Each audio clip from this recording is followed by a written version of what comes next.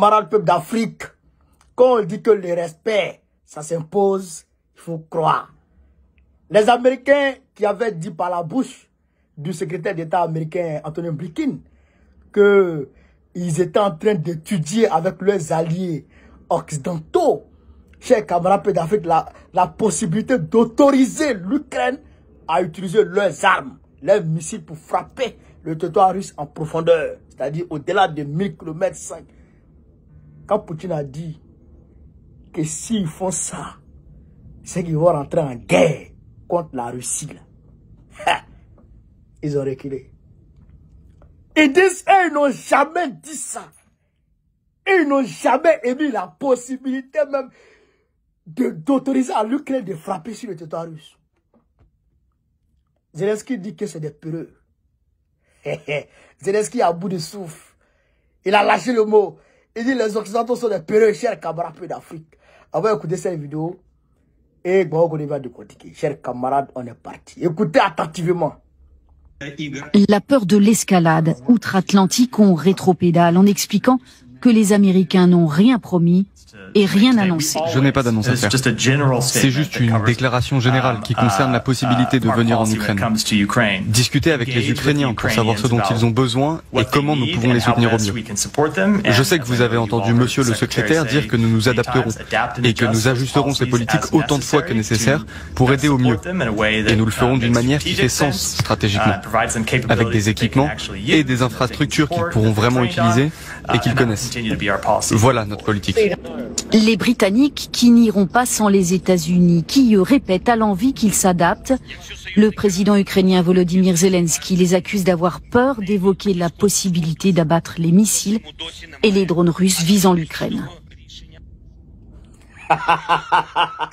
Chers camarades d'Afrique, ça c'est le porte-parole du secrétariat d'État américain, le porte-parole d'Anthony Blinken, qui est à Kiev la semaine passée, en présence, accompagné du ministre des Affaires étrangères de l'Angleterre, du Royaume-Uni, a dit qu'ils sont en train d'étudier la possibilité d'autoriser l'Ukraine à frapper sur le territoire russe avec leurs missiles. Lui, il est venu dire ici que ce que son patron a dit là, ce n'est pas ça, que les gens n'ont pas compris ce que son patron a dit. Ok. On peut dire que bon, on n'a pas compris. On peut dire que, frère, que certaines personnes n'ont pas compris. Mais Joe, vous-même, vos médias, les CNN, tout cela ont parlé. Et puis Poutine lui-même, il a écouté.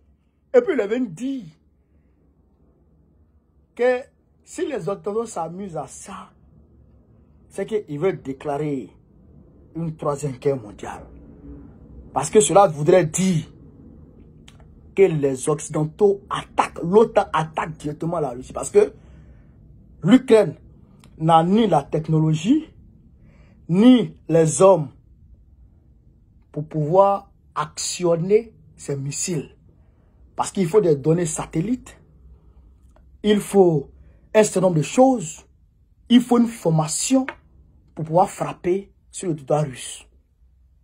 L'Ukraine n'a pas encore cette formation-là. Donc, forcément, aujourd'hui, c'est des Occidentaux, des militaires occidentaux, des agents occidentaux qui seront utilisés et les moyens logistiques occidentaux qui seront utilisés pour frapper en territoire russe. Donc, cela veut dire que peut-être on peut transporter les missiles là sur le territoire ukrainien, mais ceux qui vont actionner, c'est les Occidentaux. Ceux qui vont tirer les logistiques qu'on va utiliser, tout ça, ce sera pour les Occidentaux. Donc, c'est les Occidentaux qui vont attaquer la Russie. C'est ce qu'il a dit.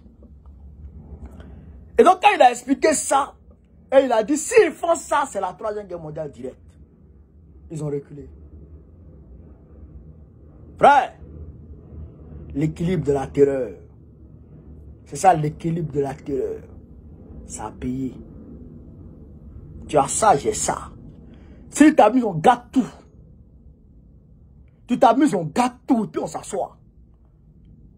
Pas plus tard que cette semaine même, le 17, le président biélorusse Loukachenko a dit que les Occidentaux sont en train de mûrir l'idée d'attaquer, de pousser l'Ukraine à attaquer le territoire, je dirais, biélorusse.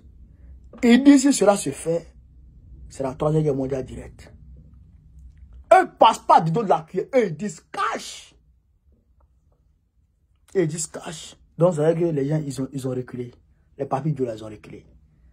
Ils vont essayer maintenant de faire par les moyens conventionnels, donner les armes à l'Ukraine. Les Ukrainiens vont mourir, les Ukrainiens vont mourir.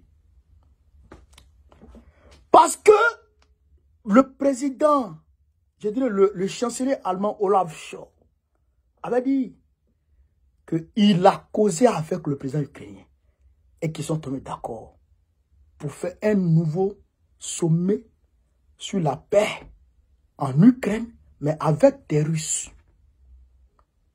Ben, ce qui s'est passé en Suisse, les Russes n'y ont pas participé. Et les Chinois ont dénoncé ça. Il y a beaucoup d'autres pays qui ont dénoncé ça. Mais cette fois-ci, ils vont le faire avec qui? Avec l'Ukraine, pour pouvoir parler effectivement de paix. Parce qu'il dit qu'on est fatigué de cette guerre. On ne peut pas gagner. On jette de l'argent à la poubelle. On n'est pas gagné. Donc lui, il est déterminé pour la paix. Il ne sait pas qu'est-ce qui s'est passé. Et puis la même semaine qui a suivi sa déclaration, il a mis les checkpoints à toutes ses frontières, y compris l'espace Schengen. Il contrôle tout le monde.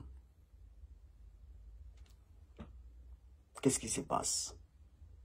Donc c'est compliqué. Pour dire à Zelensky que depuis belle lurette, on lui dit que les Occidentaux ne sont pas fiables. Frère, il ne faut jamais faire alliance militaire avec ceux-là. C'est-à-dire quand tu es avec eux, il faut mettre dans ta tête qu'ils vont te trahir.